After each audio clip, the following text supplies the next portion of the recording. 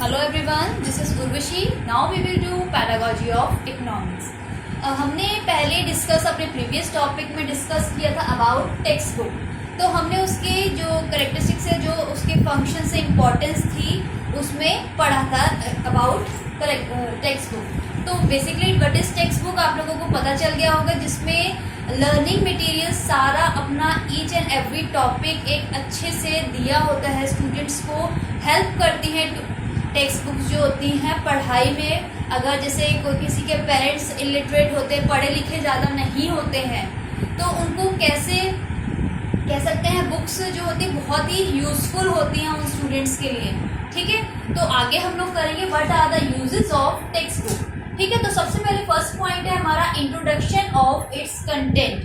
तो बेसिकली क्या होता है कि बुक्स में सबसे पहले अपना एक इंट्रोडक्शन होता है, उसके पॉइंट्स क्या हैं, आगे क्या क्या एक पर्टिकुलर टॉपिक पे, जैसे पूरी बुक में 4 यूनिट्स है मान लीजिए, तो हर ईच यूनिट का एक इंडेक्स पे मेंटेन होगा रिकॉर्ड की एक यूनिट में कितने सब पॉइंट्स हैं, कितने टॉपिक्स हैं, पूरे यूनिट का सारा डिटेल में, मतलब बहुत ज़्यादा डिटेल, मतलब मेन पॉइंट्स दिए होते हैं. इंट्रोडक्शन में ही बहुत सारे आपको इंट्रोडक्शन ही आप पढ़ते हैं, इंडेक्स में आप लोग देखते हैं तो आपको पता चल जाता है कि इस यूनिट में कौन कौन सा चैप्टर है या कौन कौन से टॉपिक्स हैं. ठीक है, तो एक इंट्रोडक्शन ही आप लोग पढ़ते हैं तो आप लोगों को नॉलेज थोड़ी सी आपकी बढ़ जाती है रिगार्डिंग कि आपने टॉपिक कौन कौन से करने हैं. ठीक है, नेक्स्ट आ जाता है determining the sequence of event. Proper एक सीक्वेंस में होता है, ये नहीं है कि पहले कंक्लूजन दे दिया या उसके बाद उसके फीचर्स बता रहे हैं, मीनिंग लास्ट में बता रहे हैं चैप्टर की कि किस, जैसे आपका कोई चैप्टर है तो उसका मीनिंग लास्ट में, ऐसा कुछ नहीं होता. एक प्रॉपर सीक्वेंस में सारा का सारा टेक्स्ट बुक में मेंशन होता है कोई भी टॉपिक हो. नेक्स्ट है developing the readiness of events. Means कह सकते हैं कोई भी इवेंट कुछ भी है एक प्रॉपर डेवलपिंग वे में होता है. नेक्स्ट आ जाता है to understand the subject matter.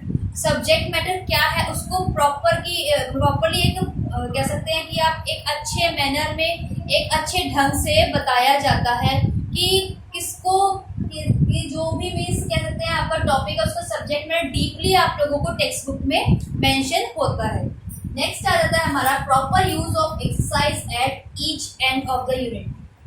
Proper मतलब कि एक एक्सरसाइज दी होती है, सारे आप यूनिट्स करते हैं, आप एक चैप्टर पढ़ते हैं, लास्ट में एक्सरसाइज होती है, शॉर्ट आंसर या एमसीक्यू, एक प्रॉपर सारे जो जितने भी टॉपिक थे उनके अकॉर्डिंग वो एक्सरसाइज मेंटेन की जाती है. स्टूडेंट्स को हेल्पफुल होती है कि कितनी नॉलेज उन्हें अंडरस्टैंड हुई, कितनी उन्हें समझ आई है, तो वो एक्सरसाइज वो अपने आप खुद करने का ट्राई करते हैं. एक प्रॉपर वे से होती है, ये नहीं है कि आपको 2 to 3 क्वेश्चन दे दिए, 1-2, जितने भी टॉपिक होते हैं सभी से एक एक इम्पॉर्टेंट क्वेश्चन उस एक्सरसाइज में मेंशन होता है.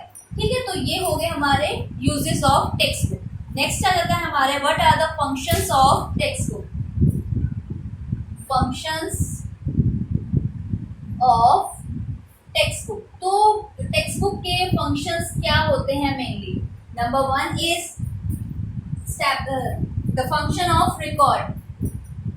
द फंक्शन ऑफ रिकॉर्ड, एक मेंटेन होता है रिकॉर्ड सारी चीज़ों का बुक में, आपके क्या आपके यूनिट हैं, कौन से एक यूनिट में, पर्टिकुलर यूनिट में कौन कौन से टॉपिक्स हैं, क्या है. ठीक है, एक प्रॉपरली रिकॉर्ड की तरह कहते हैं, जैसे रिकॉर्ड मेंटेन करते हैं वैसे ही उसमें सारा बुक में रिकॉर्ड रहता है. नेक्स्ट है टू एस्टैब्लिश स्टैंडर्ड. एक स्टैंडर्ड को मेंटेन किया जाता है कि स्टूडेंट्स को क्या पढ़ाना है, प्रॉपर एक स्टैंडर्ड होता है. ठीक है, ये नहीं कि कुछ भी पढ़ा देना है, स्टूडेंट्स के लेवल के अकॉर्डिंग, उनकी एज ग्रुप के अकॉर्डिंग सारा कैसे उन्हें पढ़ाना है वो एक स्टैंडर्ड मेंटेन रहता है. Third one is to provide information. Information provide रहती है सारी चीज़ों के रिगार्डिंग, जो आपका टॉपिक है उससे रिलेटेड जितनी भी इंफॉर्मेशन है मोस्टली सभी उसमें अवेलेबल होती है. Fourth one is aid material. Aid material कि क्या क्या चीज़ें, मतलब प्रॉपरली एक कह सकते हैं ग्राफ के अकॉर्डिंग या फिर ग्राफ या एक्सपेरिमेंट के अकॉर्डिंग सारा बुक्स में मेंशन होता है. स्केचेस वगैरह ड्रॉ के डायग्राम के थ्रू बताया जाता है, सारे मटेरियल होता है स्टूडेंट को समझाने के लिए. नेक्स्ट है as a guide and help to teacher and student. As a guide to teacher and student. Teachers और स्टूडेंट्स को गाइड करती हैं टेक्स्ट बुक्स. ठीक है, कोई जैसे आपको टीचर है, आपको पढ़ा रही हैं, आप टीच कर रहे, तो जो आपकी टेक्स्ट बुक्स होती हैं वो सारी स्टूडेंट्स की और टीचर्स की हेल्प करती है फॉर स्टडी। ठीक है, तो ये हो गए हम लोगों के uses and functions of text book.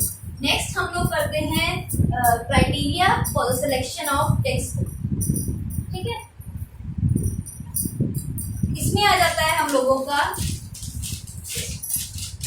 Criteria for the selection of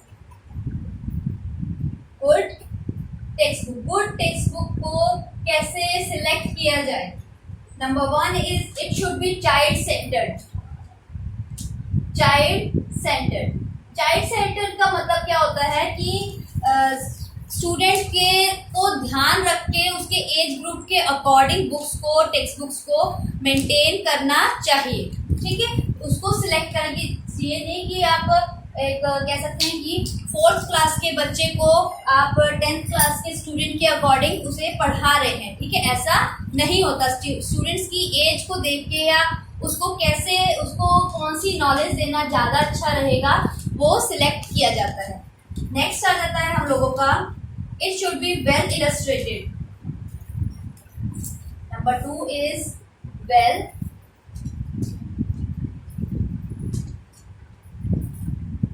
illustrated. पूरा फुली इलस्ट्रेट किसमें है, मेंशन सारी चीजें किसमें है। ठीक है, कैसे, ये नहीं है कि एक एक पॉइंट दिया रखा है किसी थॉरली थोड़ा सा रिवाइज करने के लिए, ऐसा नहीं है। एक अच्छी बुक्स तभी हम स्टूडेंट्स के लिए सिलेक्ट करते हैं जिसमें थॉरली सारी चीजें मेंशन हो अच्छे से।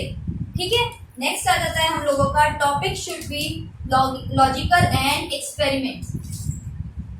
Number 3 is logical and experiment. एक एक्सपेरिमेंट और लॉजिक होना चाहिए टॉपिक्स का। ये नहीं है कि कुछ भी आपने दे दिया पढ़ लिया स्टूडेंट से, ऐसा नहीं होता। हमेशा एक लॉजिक क्या है, उसका मीनिंग क्या है, एक्सपेरिमेंट्स दे रखे हैं, उसके मेथड्स या एक्सपेरिमेंट कैसे उसे एक्सप्लेन कर रखा है। ठीक है, तो ऐसे सिलेक्ट करते हैं। 3rd one is it contains useful experience and exercises. Exercises होनी चाहिए बुक्स में जो स्टूडेंट्स को हेल्प करे और एक्सपेरिमेंट्स कर सके। एक्सपेरिमेंट्स या बहुत सारे एक्सपीरियंस कह सकते हैं टीचर्स का, वो मेंशन, राइटर्स का मेंशन होना चाहिए उसमें कि क्या एक्सरसाइजेज हैं ढंग से टॉपिक में, कि जो स्टूडेंट ने पढ़ा है उसके अकॉर्डिंग लास्ट में एक एमसीक्यूज या फिलअप्स या क्वेश्चन, शॉर्ट क्वेश्चंस होने चाहिए जो स्टूडेंट्स को एग्जाम्स में या उनकी नॉलेज को गेन करने के लिए उनको हेल्प करें। ठीक है, language should be simple and clear. Language should be simple and clear. जो लैंग्वेज होती है एक सिंपल होनी चाहिए और क्लियर होनी चाहिए। कोई ये नहीं कि प्रोनाउंसिएशन भी नहीं स्टूडेंट को करनी आ रही। अपने स्टूडेंट के कह सकते हैं अकॉर्डिंग, एज के अकॉर्डिंग लैंग्वेज जो होती है बहुत इजी लैंग्वेज में होना चाहिए।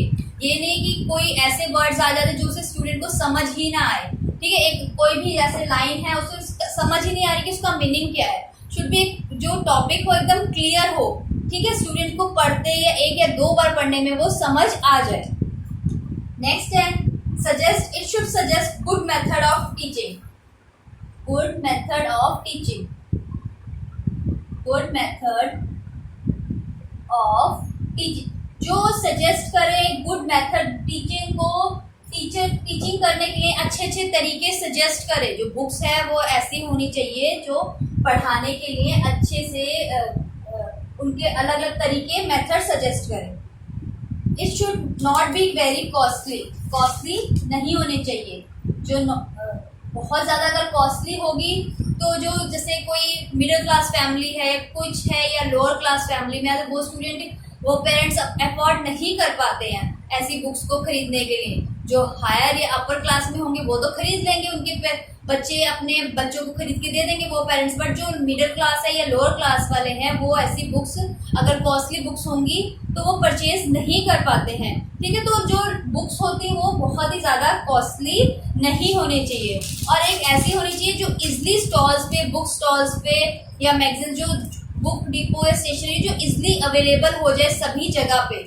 ये ना हो कि भाई कुछ 2-3 हाई शॉप्स ही हैं, बहुत ज़्यादा कॉस्टली शॉप्स हैं, सही वहीं पर ही बुक्स अवेलेबल हो, ऐसा नहीं होना चाहिए। ठीक है, जो इजीली हमें सभी को मिल जाए ऐसी बुक्स होनी चाहिए और बहुत ज़्यादा कॉस्टली नहीं होनी चाहिए। अलग अलग जिसमें मेथड हो पढ़ाने के या पढ़ने के, बहुत अलग अलग तरीके हों, जिसमें कि कोई स्टूडेंट को इजी मतलब थोड़ा टिपिकल लैंग्वेज में किसी राइटर ने लिखा तो वो समझ नहीं आता, तो एक इजी लैंग्वेज में भी उसका मीनिंग होना चाहिए मेंशन बुक्स में। ऐसी बुक्स हमेशा हमें अपने स्टूडेंट्स के लिए सिलेक्ट करनी चाहिए। ठीक है, अपने स्टूडेंट की एज ग्रुप के अकॉर्डिंग सबसे पहला जो स्टेप है, कभी आप अपनी बुक्स खरीदेंगे, ये नहीं है कि आपका बच्चा केजी में है और आप उसके लिए सेकंड या थर्ड क्लास की बुक्स सिलेक्ट करें। ठीक है, उनके लेवल के अकॉर्डिंग आपने बुक सिलेक्ट करनी है। ठीक है, तो ये हो गया कुछ क्राइटेरिया हो गया एक गुड टेक्स्ट बुक को सिलेक्ट करने का। ठीक है, आप लोगों का ये टेक्स्ट बुक का टॉपिक आज कंप्लीट हो गया है। तो इसमें कोई डाउट हो, कुछ क्वेरी हो तो आप लोग मुझे मैसेज कर दीजिएगा। ठीक है, थैंक यू एवरीवन।